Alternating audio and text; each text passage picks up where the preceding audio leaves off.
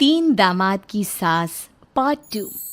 अब तक आपने सुना कि कावेरी जी अपनी तीनों बेटियों ईशा, मोहिनी और सुहाना की शादी 3 घर जमाई लड़कों के साथ करवा देती है।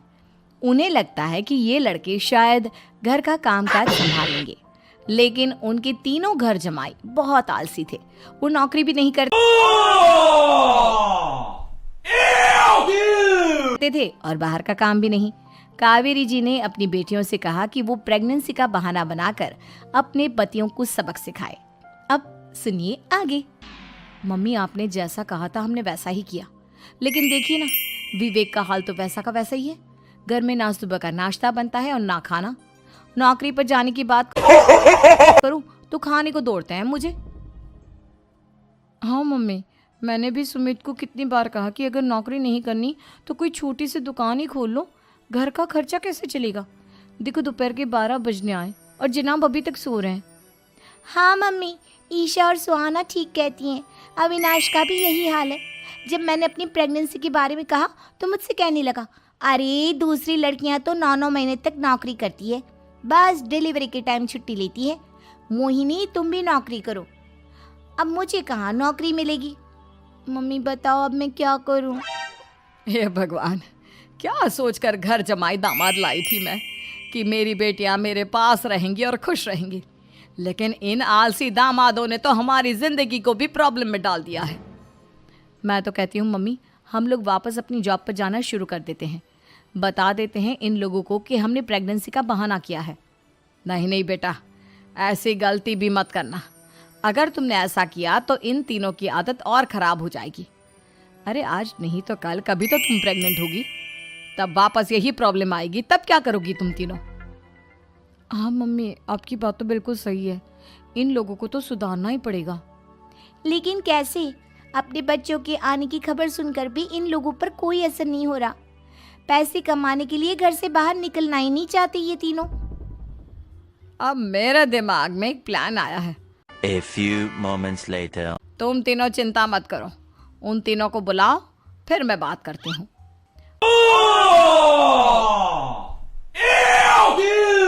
थोड़ी देर बाद कावेरी जी अपने तीनों दामादों को सामने बुलाकर अपनी बात कहना शुरू करती हैं। अविनाश, सुमित और विवेक, देखो बेटा, मैं ना तुम तीनों से बड़ा प्यार करती हूँ, इसीलिए तो तुम्हें घर जमाई बनाकर रखा है मैंने। अरे मम्मी जी, सीधे सीधे कहिए ना, क्या बात है। प्यार तो हम भी आपको बहुत करते हैं। अरे मम्मी जी, आपकी इज्जत भी बहुत करते हैं। अरे भाई, आपके जैसी सास और कमाने वाली बीवी सबको मिलती है क्या? हाँ मम्मी, विवेक और सुमित ठीक कह रहे हैं। आपकी बेटी से शादी करके मेरी तो जिंदगी ही अच्छी हो गई है। जानती हूँ मैं, और ये भी जानती हूँ कि तुम तीनों अपने अपनी बीवियों से बहुत प्यार करते हो। बेटा, बात ऐसी है कि हमारे कुल गुरु ने कहा है कि प्रेग्नेंट होने के बाद मेरी तीनों बेटियां शुरू के 4 महीने हमारे गांव में जाकर रहेगी, जहां मेरे चाचा जी रहते हैं। अरे लेकिन क्यों मम्मी, गांव में जाकर रहने की क्या ज़रूरत है इन तीनों को। वो क्या है ना बेटा, हमारे परिवार को एक श्राप है। अगर मेरी बेटियों ने यहाँ पर बच्चा पैदा करने की कोशिश की तो उनके बच्चों को कुछ भी हो सकता है। इसलिए अब से लेकर 4 महीने पूरे होने तक इन्हें गांव वाले घर में रहना पड़ेगा। हाँ तो इसमें प्रॉब्लम क्या है मम्मी जी? हम भी वहाँ जाकर रहेंगे, पिकनिक मनाएंगे। अरे भाई, बीवी जहाँ हम भी वहाँ। हाँ यार, आइडिया तो बहुत अच्छा है। शहर की ज़िंदगी में रह रहकर परेशान हो चुके हैं, अब कुछ दिन गांव में बिताएंगे। तुम लोग समझने की कोशिश क्यों नहीं करते। तुम में से कोई भी वहाँ नहीं जा सकता, और मैं यहाँ रहूँगी ना तुम तीनों के साथ।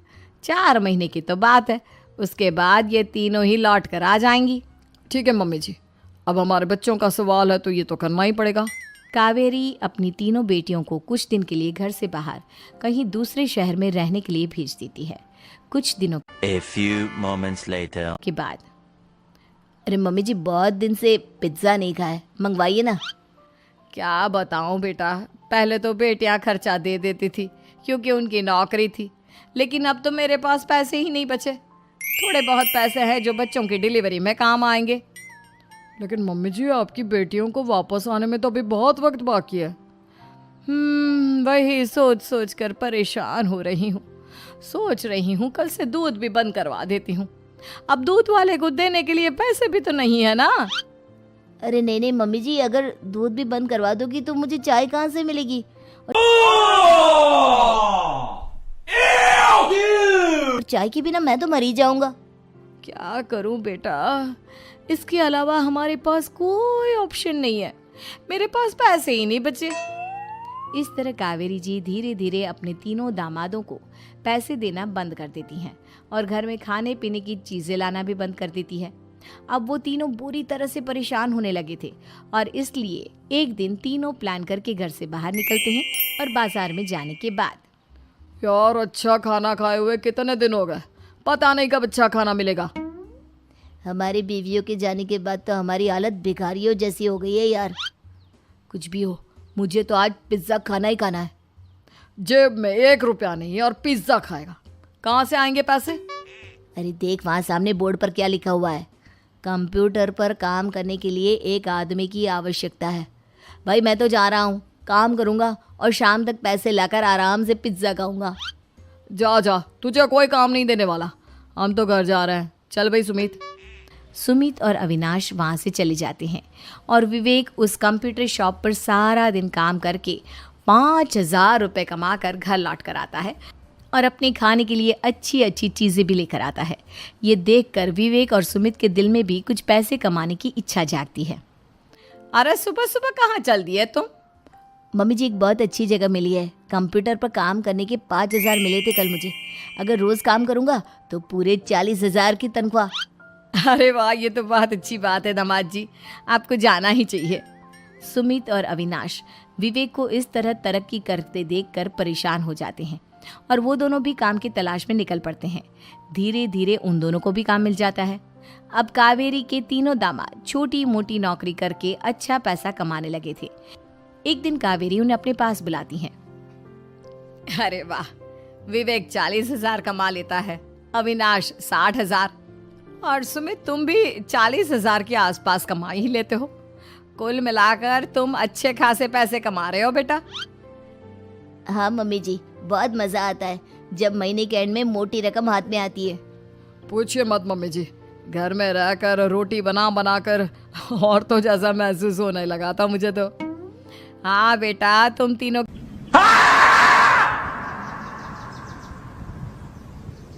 की बात तो बिल्कुल ठीक है। और जानते हो, अब तुम तीनों की पत्नियां भी वापस लौट कर आने वाली है। लेकिन मम्मी जी अभी तो उन्हें गए सिर्फ 2 महीने हुए हैं, आपने तो कहा था वो 4 महीने के बाद लौट कर आएंगी। ऐसा कुछ नहीं है बेटा, मैं सिर्फ तुम तीनों को सबक सिखाना चाहती थी कि आदमी घर में बैठकर बीवी की कमाई खाता हुआ अच्छा नहीं लगता। इस दुनिया में हर इंसान को मेहनत करनी चाहिए, काम करना चाहिए, चाहे वो औरत हो या आदमी, ताकि अपने परिवार को संभाल सके। कावेरी की बात सुनकर उन तीनों को अपनी गलती का एहसास होता है और कावेरी उन्हें सच बता देती है कि ईशा, सुहाना और मोहिनी शहर में ही कहीं दूसरी जगह रह रहे थे। शाम के वक्त उन तीनों की पत्नियां लौट कर आ जाती है और कावेरी जी का परिवार एक खुशहाल परिवार की तरह रहने लगता है।